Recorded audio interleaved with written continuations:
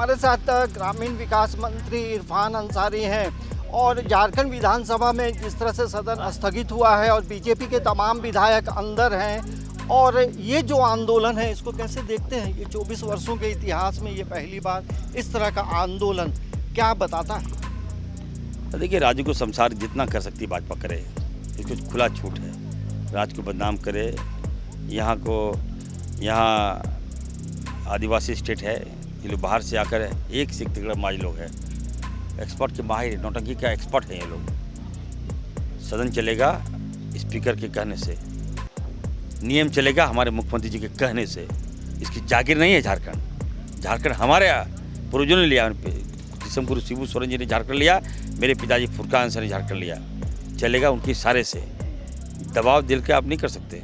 अब बताइए, सदन स्थगित हो गया है तो आपको निकल जाना चाहिए। बात भी अंदर बैठे हैं, ये नाटक कर रहे हैं लोग। देखिए, मैंने कहा ना, अंतिम समय है, ये अंतिम विधानसभा इन लोगों का, दोबारा ये लोग विधानसभा नहीं आएंगे। फिर भी मैंने कहा, जो डॉक्टर होने के नाते मैंने कहा कि इनके इलाज की व्यवस्था हम करा दे रहे हैं। डॉक्टर, मेडिसिन सब कराएं। अगर सलाइन चढ़ने की आवश्यकता हो सलाइन भी चढ़ेगा। मेडिकल की पूरी टीम की हम लोग जवाबदेही लेते हैं। खाने की जो व्यवस्था का भी मैंने कहा कि लाहौर से बिरयानी लगा रहा हूँ। लाहौर से बिरयानी जाएगा आपका बांग्लादेश में अदानी जहाँ प्लान लगाया है, जहाँ भाजपा के लोगों ने बांग्लादेश में प्लान लगाया है, वहाँ पर बिरयानी चेक होगा और फिर वहाँ से रांची आएगा। रांची से मैं पहुँचवा दूंगा इन लोग को। बिरयानी खाइए, स्वस्थ रहिए और कम से कम सद्बुद्धि इन लोगों को दे, और झारखंड को बदनाम मत कीजिए। खाने और मेडिकल का इलाज मैंने करवा दिया है। ये विधानसभा अध्यक्ष अब आगे क्या कर सकते हैं, क्योंकि जब उन्होंने स्थगन देखिए, मैं अगर विधानसभा अध्यक्ष होता ना तो मैं पिटवाता ही लोग को बढ़िया से। जलील बहुत हो गया। अध्यक्ष इतने अच्छे हैं, हमारे शालीन हैं, ये लोग लाद के, ये लोग मेरे दादाजी कहते थे कि राड़म एड़म पवित्रम, समझे ना। तो राड़ को जब तक एड़ा नहीं लग जाएगा ना तो पवित्र नहीं होगा। ये लोग, यही है ये लोग का। ये लोग प्यार से किसी नहीं मानेगा। बताइए, आप राहुल गांधी जी को धन्यवाद देना चाहता हूँ कि आपने संविधान को बचा लिया, संविधान को। नहीं तो अब 400 अगर पार होता भाजपा तो ये लोग जो नाटक कर रहे हैं, हम लोग कभी विधायक नहीं बन पाते। अधिकार अनुशासन की बात बीजेपी करती है, लेकिन अध्यक्ष की बात को भी नहीं मान रहे हैं। ये कह रहे हैं कि मेरे 18 जो सवाल हमने पूछा है उसका जवाब मुख्यमंत्री दे। ये कौन होते हैं 18 सवाल पूछने वाले?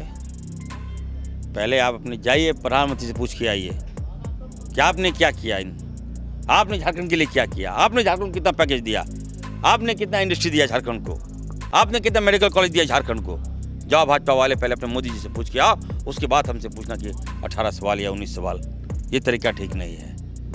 ये नीचा मत दिखाओ हम लोग को, झारखंड को बदनाम मत करो। इनके सांसद पार्लियामेंट में झारखंड को बदनाम करते हैं, आदिवासी बहनों को बदनाम करते हैं, अपने आदिवासी भाइयों को बदनाम करते हैं। इनका विधायक गट्टा पकड़ने की बात करता है मुख्यमंत्री को, हमारे आदिवासी मुख्यमंत्री को। आप क्या सोच लिए? हम लोग चैन से नहीं बैठे। जनता से मैं कहूँगा, हाथ जोड़कर, अगर जरा भी अगर आपके अंदर इंसानियत है तो ये भाजपा को हटाइए। ये अगर हमारे मुख्यमंत्री को नहीं कुछ समझता है, आदिवासी मुख्यमंत्री को कहता है गट्टा पकड़ लेंगे, अगर नैतिकता जरा भी है, अपने समाज को बचाओ पहले। तो भानु प्रताप शाही मैं तमाम बीजेपी, मैं अपने तमाम आदिवासियों से, दलित भाइयों से, मुसलमानों भाइयों से कहना चाहता हूँ, ओबीसी भाइयों से, अगर इज्जत है, अगर अपना इज्जत चाहते हो तो ये बेईमान लोग को दूर हटो।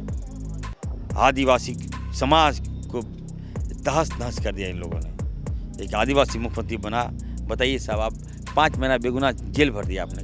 घर से मुख्यमंत्री को आपने उठा लिया। आदिवासी मुख्यमंत्री था इसलिए उठाया आपने। रघुवरदास को नहीं था हिम्मत उठाने का। आपको क्या निकला? क्या आपने सोचा कभी कि उनकी पत्नी पर क्या बीतता होगा, भाभी पर क्या बीतता होगा 5 महीना? बताइए। और भाभी तो छोड़ दी, चलिए, उन 2 बच्चों, उनके जो बच्चे हैं उन पर क्या बीतता होगा? पापा कहाँ है मेरे? किस कसूर में मेरे पापा को बंद कर दिया? बताइए, उसका हिसाब कौन लेगा? मैं जानना चाहता हूँ। क्या इरफान सर चुप बैठेगा? बताइए। मैं जनता के बीच जाऊँगा, इन 5 महीना का हिसाब लूँगा, 1-1 मिनट का, 1-1 सेकंड का हिसाब लूँगा। और मैं निशिकांत दुबे राज्य का बंटवारा चाहते हैं। थोड़ा भावुक हो जाता हूँ इस बात पर। बताइए आगे।